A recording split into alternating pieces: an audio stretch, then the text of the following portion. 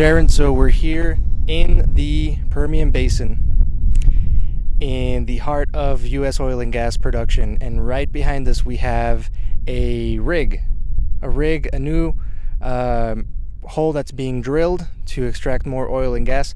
What is the significance of that for the climate movement and for the world?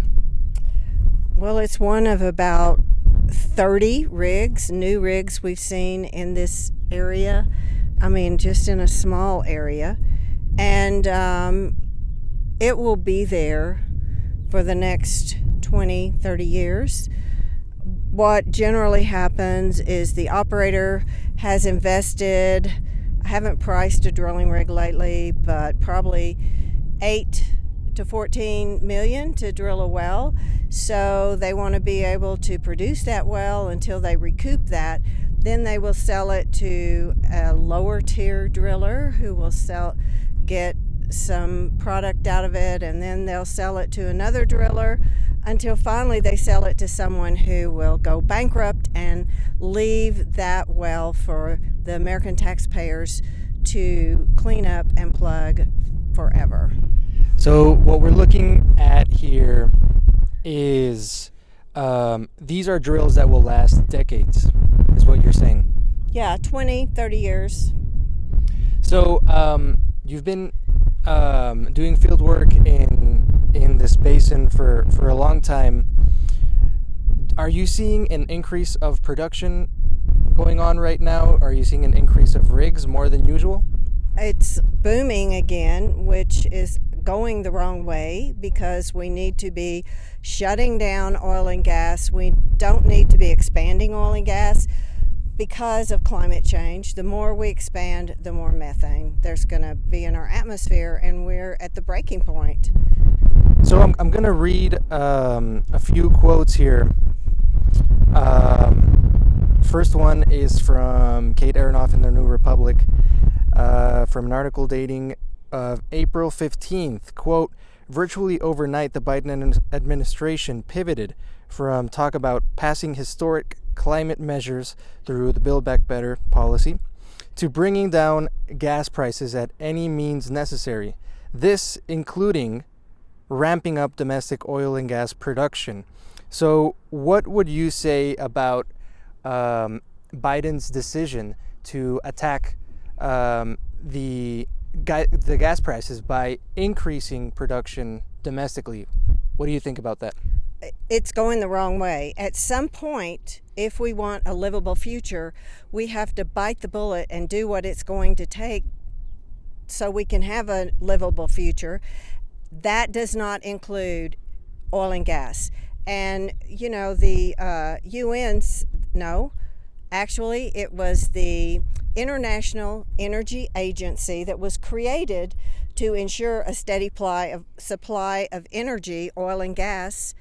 They said recently no new investment in oil and gas. And here we have, there's at least 30 wells just in a very small area here, new wells going in. It's, it's going the wrong way. It's infuriating. I have an article from E&E News here. It's entitled Kicking into High Gear, Permian Drilling Permits Hit New Record. They're saying here Rystad Energy said that more than 900 horizontal drilling permits were awarded last month in the Permian, including Texas and New Mexico. They say that the U.S. rig count has jumped from 16 rigs from the previous week to a total of almost 700, including land rigs. So we're seeing a massive explosion of increased rigs like this, right? This is the worst basin in the United States for emitting methane. And the biggest study, the most extensive study ever done was in New Mexico, and it was a 9.4% loss rate. That means it just goes into the air.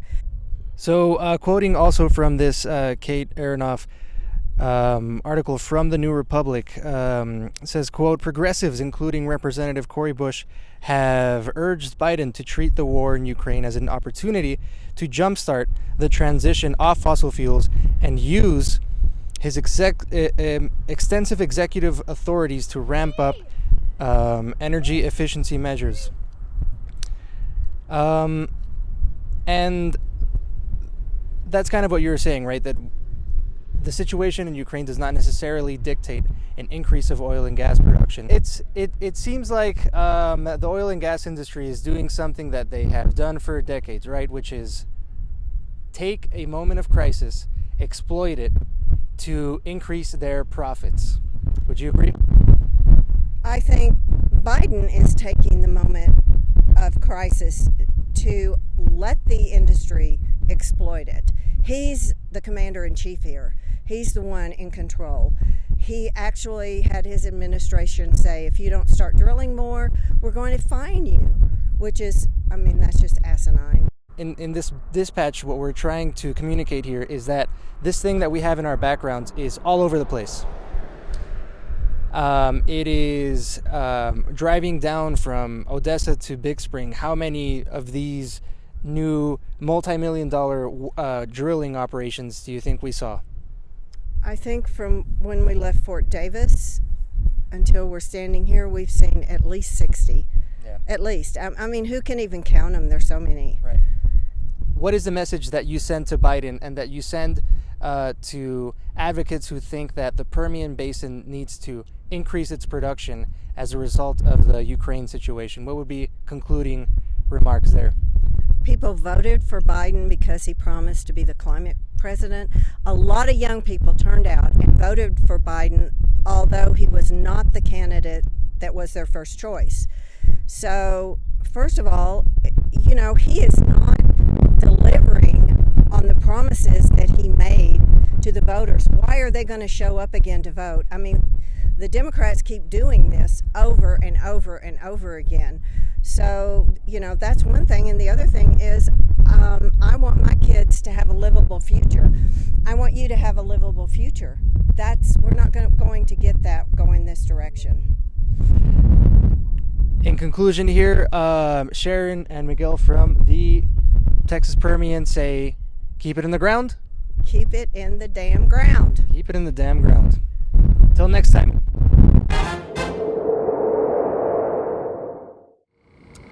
So we're at a Concho site, and they've left the thief hatch open, and it was open yesterday when we came here, and it's still open. So there's a hatch on the top of the tank that they've left open, and those are volatile organic compounds and methane that are just blasting out into our atmosphere.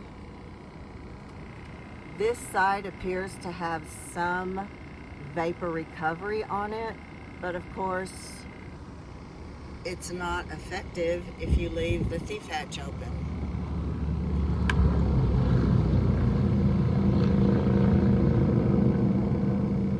And everywhere we look out here right now, there are new drilling rigs up.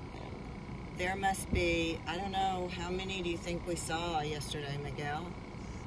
Probably more than 30. Just in this one area, and then before we got to this area, there was probably another 30. Driving near Big Spring feels like rolling through the dusty sand hills of the movie Dune. The area is scattered with large, dry cotton field patches. The topsoil of the land is loose, burping up dust devils consistently. Sharon and I weaved our way into some county roads which looked promising. From the highway, we spotted a massive-looking flare. It was huge. It looked like it was going to engulf the sky. Focused on capturing the best video, we tried various angles for the OGI camera. When we finally landed on a good angle by the side of the road, we noticed something was very, very wrong. The car's two right tires were buried in the sand. The tires were almost halfway swallowed by the dune. We tried everything to get out. Sharon revved at different speeds. We placed rocks in the tires to gain some traction. I tried digging the sand out of the tires' way. Because of the stickers and the debris, I guarded my skin with a brown paper bag we had in the car. Nothing worked. And at the oil and gas site, a few trucks idled by. Some of the oil field workers looked at us, but did not yet approach. We sat in this car, whose air conditioning did not work, by the way, calling various towing companies, who mentioned they'd perhaps arrive at our remote location in a couple of hours. So Sharon and I devised a plan. We hid the OGI camera and assumed characters. We were casual travelers on our way to the University of North Texas, where we both worked. But that flare thingy interested us so much that we just pulled over to take some pictures.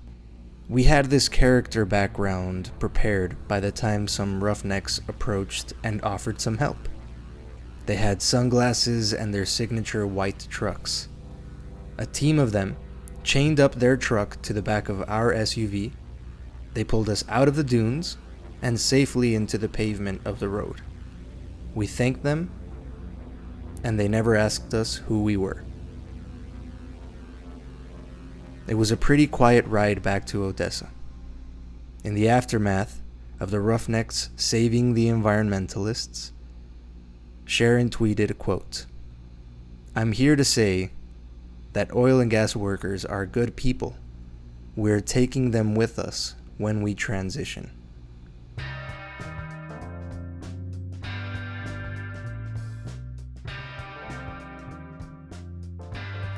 Miguel and I tag along with a media group visiting Skylar White's ranch. Skylar has a problem on his ranch that is not uncommon for landowners in the Permian: orphaned wells. These are wells that companies drilled that are no longer profitable, so the oil and gas companies have abandoned them.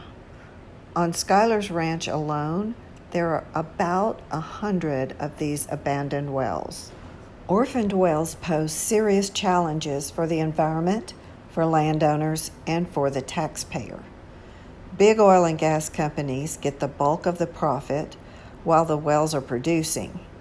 Then they sell off their low-producing wells to smaller and less financially solvent companies until eventually the well's owner goes completely bankrupt, leaving public tax dollars to pick up the bill for properly plugging the well and cleaning up their mess. Worse than that, orphaned wells are a ticking time bomb of pollution.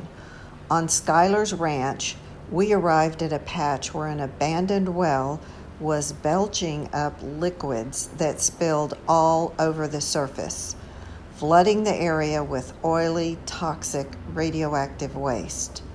The salt-covered soil was barren, and plants were dead everywhere the waste reached. Skylar calls this a dead zone.